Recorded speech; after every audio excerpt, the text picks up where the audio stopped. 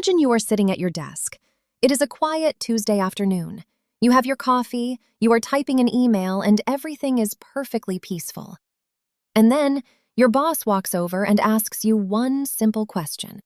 It is not a trick question. It is about a project you know very well. You have all the data. But suddenly, your brain just stops working. I am Rose, and you are watching English Through Situations. And I am Jack. Today we are stepping into the office for a new episode of English Through Workplace Drama. Our story today is called My Boss Asked Me a Simple Question. It is a situation that almost everyone has experienced, especially if you are working in a second language. We are going to look at why our brains freeze in these moments, and more importantly, we will learn how to answer confidently when we are completely unprepared. So, what happens when you know the answer but you just cannot find the right words? Let's find out. Let's set the scene. Our main character today is Liam. He works in marketing, and his English is actually quite good. He is a solid B1, moving toward B2. He can write great emails and usually speaks well in meetings. But there is a big difference between sitting in a planned meeting and being surprised at your desk. Exactly. So, it is 2:30 p.m. Liam is looking at a spreadsheet. He is deep in thought about next month's content plan. Suddenly, he hears footsteps. It is Sarah, the marketing director. She is holding her laptop, looking busy, and she stops right next to Liam's desk. She looks down and says, "Hey Liam, sorry to interrupt. Quick question. How is the Q3 campaign looking? Are we on track to launch by Friday?"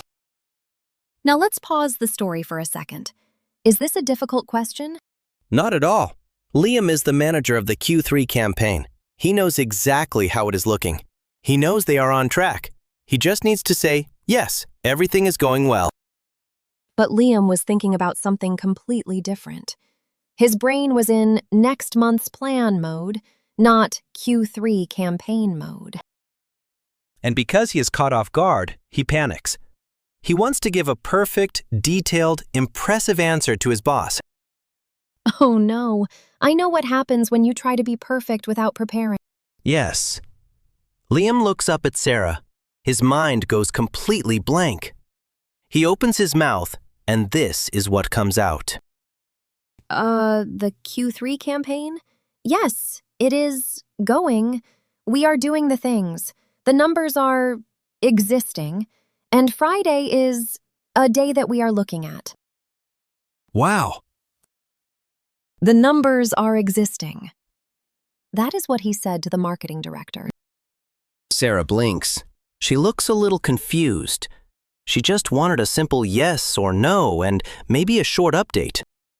She gives him a polite smile and says, "Okay, well, just send me an update in an email later."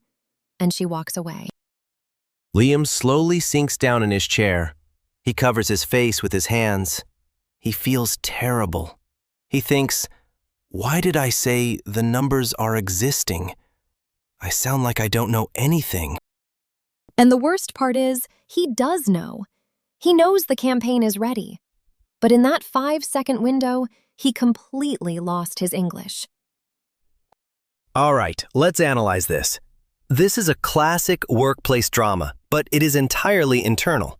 No one is shouting, no one is angry. But for Liam, it feels like a disaster.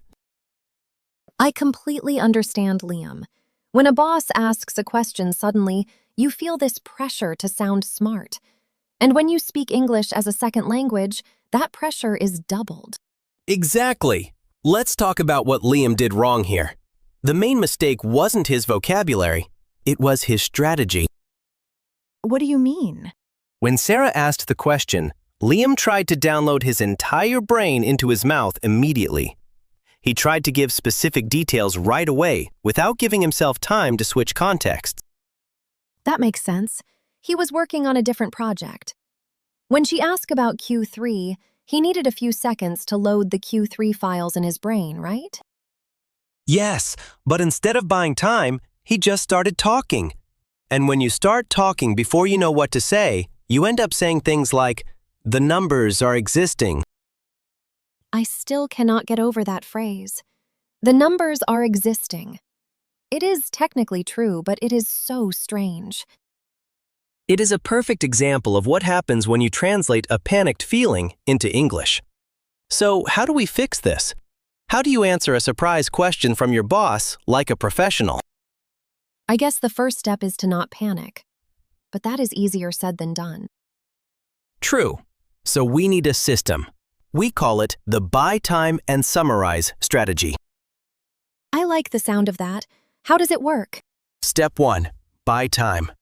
You need to give your brain 2 or 3 seconds to catch up. You can do this by acknowledging the question using a natural English filler phrase. Like saying, "That's a good question," or "Let me check on that." Exactly. In a professional setting, acknowledging the question makes you sound thoughtful, not slow. You can say, regarding the Q3 campaign, just repeating the topic gives you a second. So instead of saying, Liam could have smiled and said, "The Q3 campaign, right?" Yes, it is a small change, but it makes you look completely in control. Step 2 is the most important part. Do not try to give specific details if you are not ready. Give a high-level summary. A high-level summary, meaning just the big picture, the general feeling? Exactly. The boss asked, "Are we on track to launch by Friday?"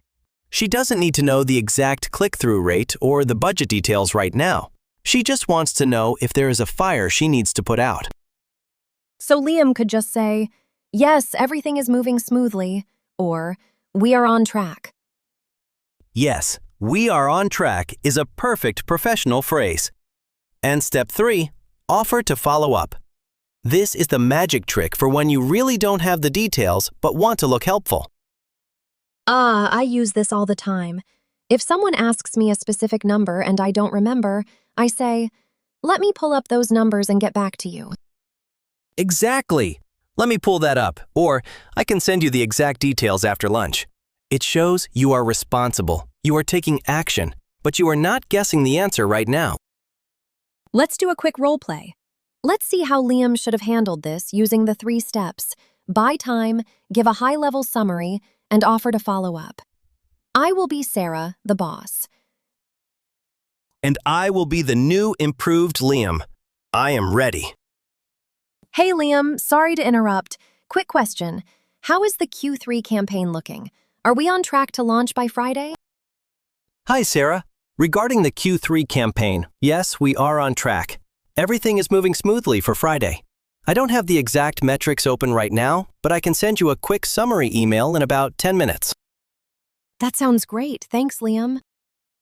See the difference? It is completely different.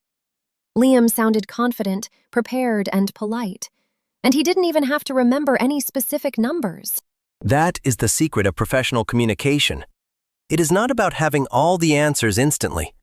It is about managing the conversation smoothly. And avoiding phrases like, "The numbers are existing." Yes, please never say that. Now, before we move to our viewer question, let's look at a few useful phrases from today's story. These are great expressions to use at work.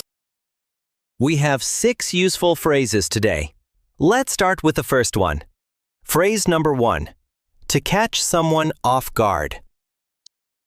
To catch someone off guard means to surprise someone in a way that makes them feel confused or unprepared. In our story, Sarah's sudden question caught Liam off guard. He wasn't ready for it. Here is an example sentence. The client's question in the meeting really caught me off guard. Repeat after us. To catch someone off guard. To catch someone off guard. Phrase number 2. To draw a blank. To draw a blank means you suddenly cannot remember something, even if you know it. Your mind goes completely empty. When the boss asked about the campaign, Liam drew a blank. Example. I tried to remember her name, but I completely drew a blank. Repeat after us. To draw a blank. To draw a blank. Phrase number 3. On track. This is a very common business phrase. On track means that something is happening as planned, and it will be finished on time. The boss asked, "Are we on track to launch by Friday?" Example, don't worry, the project is on track. Repeat after us. On track. On track. Phrase number 4. To pull up. In a work context, to pull up means to open a file, a document, or an email on your computer screen so you can look at it. Instead of guessing the numbers, Liam could say, "Let me pull up the report." Example, "Give me 1 second, I am pulling up the presentation now." Repeat after us. To pull up. To pull up. Phrase number 5. A high-level summary. A high-level summary is a short description of the most important facts without giving all the small details. Bosses love high-level summaries. They don't have time for the small details. Example, can you give me a high-level summary of yesterday's meeting? Repeat after us. A high-level summary. A high-level summary. And our last phrase, number 6, to get back to someone. This means to communicate with someone later to give them the information they asked for. It is the best way to pause a conversation. If you don't know the answer, say, "I will get back to you." Example, "I need to check my calendar. I will get back to you this afternoon." Repeat after us. To get back to someone. To get back to someone. And now, it is time for the most important part of the episode. It is your turn to speak. We want to hear from you. Have you ever been in Liam's situation? Here is today's viewer question. Has your boss or a colleague ever asked you a question that caught you off guard? How did you answer? Did you freeze? Did you draw a blank? Or did you handle it well? Tell us your story in the comments, or if you prefer, practice using one of our new phrases. Write 1 sentence in the comments. If my boss catches me off guard, I usually say, blank. We read all the comments, and it is a great way to practice your English writing in a safe, friendly place. So today, we watched Liam struggle with a surprise question, and we learned that it is completely normal to freeze when you are caught off guard. We also learned a clear strategy. Buy time, give a high-level summary, and offer to get back to them later with the details. Remember, speaking English at work is not about knowing every word instantly. It is about using the right strategies to communicate clearly and calmly. If this episode helped you feel a little more confident about your next day at the office, please give this video a like, subscribe to the channel, and share it with a coworker who is also learning English. Thank you so much for spending your time with us today. You have been watching English Through Situations. Real English, real situations, better conversations. See you in the next episode.